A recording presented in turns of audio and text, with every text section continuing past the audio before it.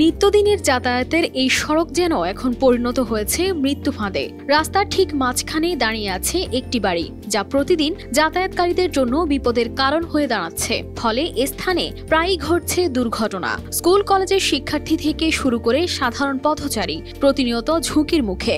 দীর্ঘদিন যাবৎ আমরা দেখতে পাচ্ছি রাস্তার ভিতরেই আদা কাঁচা পাকা ঘরটি রয়েছেন।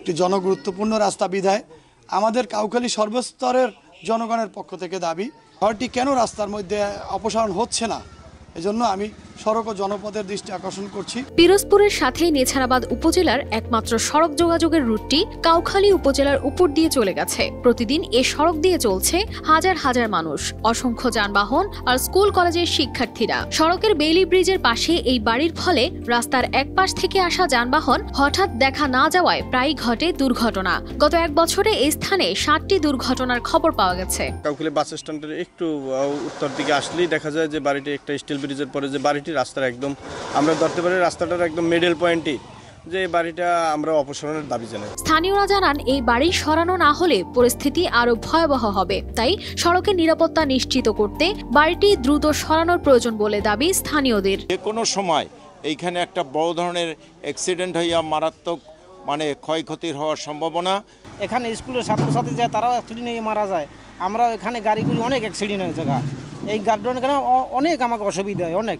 বাড়ির মালিকের সাথে যোগাযোগের চেষ্টা করা হলেও তিনি কথা বলতে রাজি হননি। তবে জানা গেছে তিনি আদালতের সিদ্ধান্তকেই চূড়ান্ত বলে মনে করেন। অন্যদিকে বাড়িটি সরানোর জন্য বারবার অনুরোধ করলেও মামলার কারণে তারা এটি অপসারণে সক্ষম বলে জানান সড়ক ও জনপথ বিভাগ। প্রথমে তাদেরকে নোটিশ দিয়ে উচ্ছেদ করার জন্য পরিকল্পনা গ্রহণ করি। তখন আমরা জানতে পারি যে এই জমি জমা সম্পর্কিত একটি বিষয় উক্ত বাড়িটির আদালতে চলমান অবস্থায় রয়েছে। তো বিজ্ঞ আদালত যতক্ষণ না পর্যন্ত কোনো মীমাংসা দিচ্ছে ততক্ষণ না পর্যন্ত আমরা আসলে ওই বাড়িটিকে উচ্ছেদ করতে পারছি না। দুর্ঘটনা রোধে সড়কের উপর থেকে বাড়িটি দ্রুত সরিয়ে ফেলা হবে, এতে নিশ্চিত হবে জনজীবনের নিরাপত্তা, এমনটাই প্রত্যাশা ভুক্তভোগীদের। News desk, RTV।